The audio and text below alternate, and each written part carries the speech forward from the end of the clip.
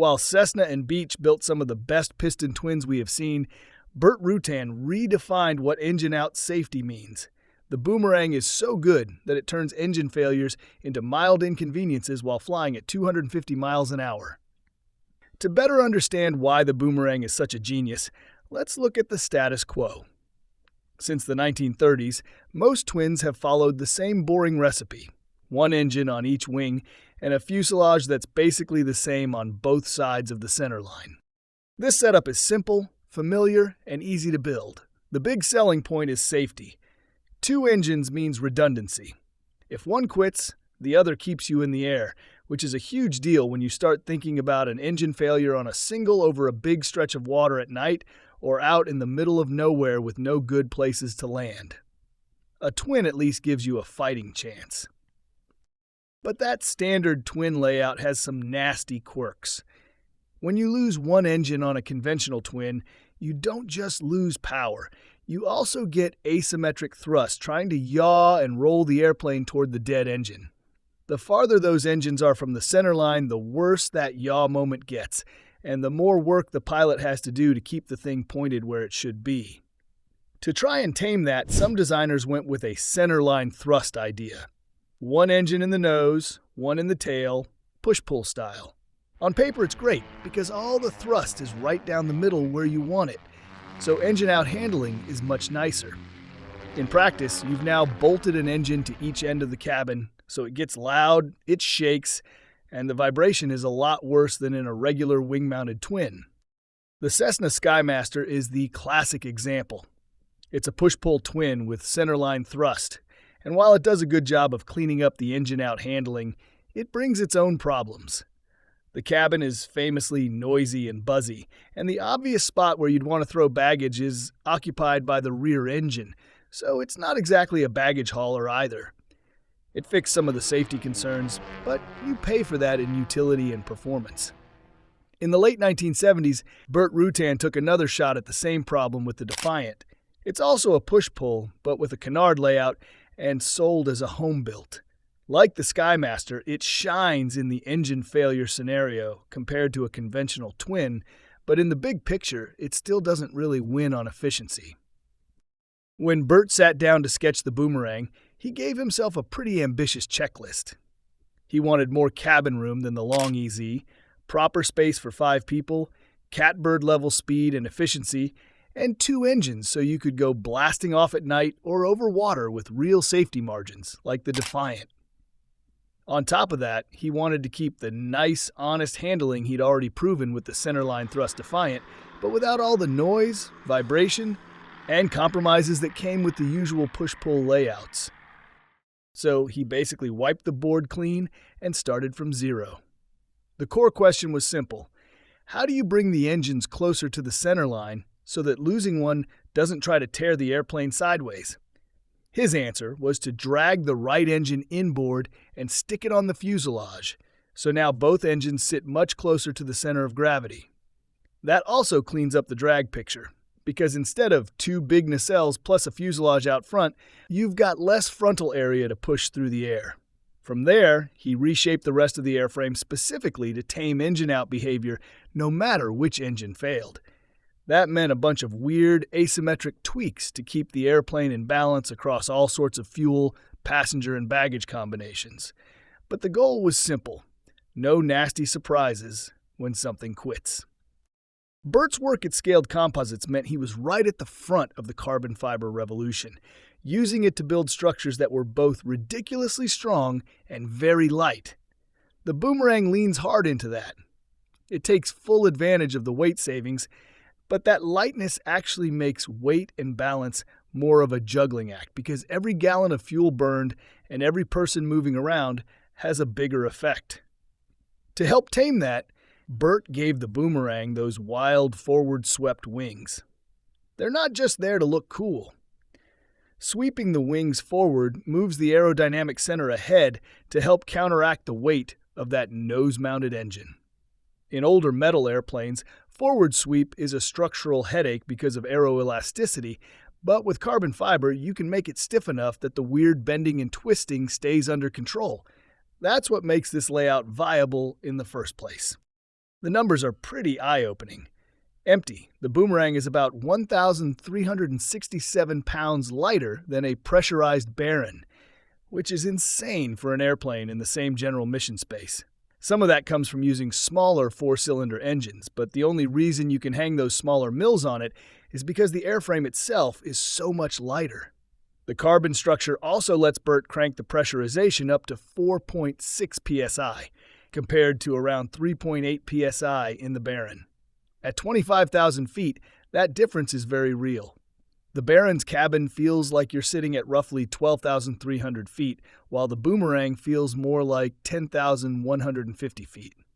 And while a Baron can be set up with 6 seats, it runs out of cargo space pretty fast.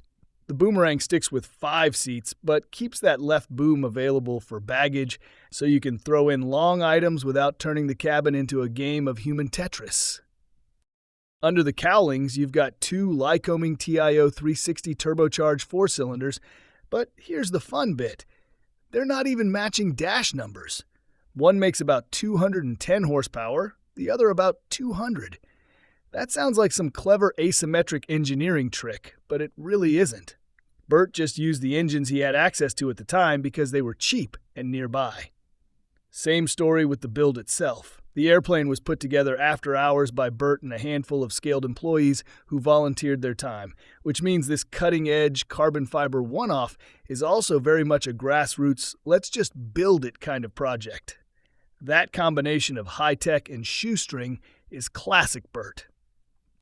In the air, the Boomerang does things most twin drivers only dream about. It can fly on either engine alone at full power with no rudder input and still be able to stall in a controllable way. Because of the forward swept wing, the stall starts at the root, not the tip, so the ailerons stay alive. When it stalls, the nose just nods, the speed comes back up, and it flies again, all while you still have full roll authority. If you stubbornly keep pulling, it will just keep stalling and recovering, but it doesn't suddenly roll over or depart. Compare that to a conventional twin on one engine in an emergency. Even with full rudder deflection, the airplane still wants to yaw into the dead engine, and once it slows down enough, you can lose control before the stall even fully develops. Bert also stuck a tail behind each engine so that at low speeds you've always got at least one tail sitting in prop wash, which makes yaw and rudder authority much better when things get slow and dirty. Getting in and out of the Boomerang is its own little engineering story. There are 2 doors, a small air stair door on the right side behind the wing for the 3 people in the back, and a very unusual windshield door on the right side for the 2 front seats. Because it's a pressurized airplane, the windshield door opens inward and then slides aft, and a little pop-out step deploys to help you climb in and out. That setup lets the main wing spar run straight across the fuselage without being chopped up for a traditional cabin door, which keeps the structure stronger and lighter. The fuselage itself uses a manual filament winding process to lay in diagonal longerons that carry loads and frame out the openings for doors and windows. The wing spar runs through just behind the front seats, at an angle thanks to the forward swept wing, which is why Bert staggered the front seating. The pilot sits on the right in the forward seat, and the left seat is set a few inches aft, so shoulders and elbows don't fight each other like they do in a normal side-by-side cockpit. The 3 remaining seats live behind the spar and are placed in a more organic way so everyone gets their own bit of space instead of being crammed in a straight row. Up front, both seats get a side stick, but only the right seat has rudder pedals, which already tells you who Bert thinks should be doing the real flying. The pedals themselves are a bit wild.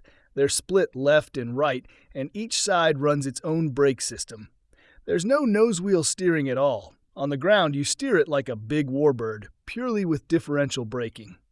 Each main gear leg has 2 wheels, and because each wheel is tied into a separate brake system through those split pedals, you end up with built-in redundancy for both braking and steering. The landing gear layout is just as quirky as the rest of the airplane. The nose wheel sits on the left side of the fuselage instead of on the center line, which puts it more evenly between the 2 mains. When you suck it up, the wheel tucks in just forward of the left seater's feet. The main gear legs aren't symmetrical either. The fuselage main leg is set farther aft than the one on the boom, so the airplane doesn't sit back on its tail when people climb in through the rear door before anyone takes the front seats. That aft main retracts forward while the boom main retracts aft. On paper, the geometry and weight distribution look uneven and a little sketchy, but in practice, the airplane behaves just fine on takeoff and landing. It tracks straight and does what you tell it to. Where the Boomerang really starts to show off is in the air on one or two engines. Wing loading is around 41 pounds per square foot, so it feels solid, planted, very big airplane in turbulence. That higher wing loading also helps it punch out a max cruise around 264 knots, roughly 304 miles per hour, which is seriously quick for what it is. The wing runs ailerons pretty much full span, but they double as flaperons, so they can droop for low-speed work. For cruise efficiency, they can also travel upward as a sort of spoiler-on camber control, cleaning up the wing and squeezing a little more performance at high speed. Engine out, the Boomerang barely cares. The props are so close together that viewed from head-on, there's less than a foot between the discs. On something like a Baron, that gap is closer to 6 feet. Just pulling the engines in that tight does wonders for yaw control when one goes quiet. On top of that, Bert played games with where the left engine sits relative to the effective center line so that at high angles of attack when P-factor is really biting, the two thrust lines end up very similar. Then you've got the twin tails sitting in the prop wash, which keeps yaw authority strong even when you're slow and dirty. Add it all up and you get a twin that basically refuses to play the usual asymmetric thrust drama games. At first glance, the Boomerang looks like the craziest airplane anyone's ever taken seriously, but Burt Rutan will tell you it's his best general aviation design. This oddball machine packs serious efficiency and real-world utility into a layout that basically kills the usual asymmetric thrust scares that come with flying a twin. And then you remember, he did all of this without wind tunnel time or fancy CFD, just experience, math, and a scary good feel for aerodynamics. Hitting those design goals the way he did is a huge achievement, and the Boomerang still stands as a pure, no apologies example of what experimental aviation is supposed to be.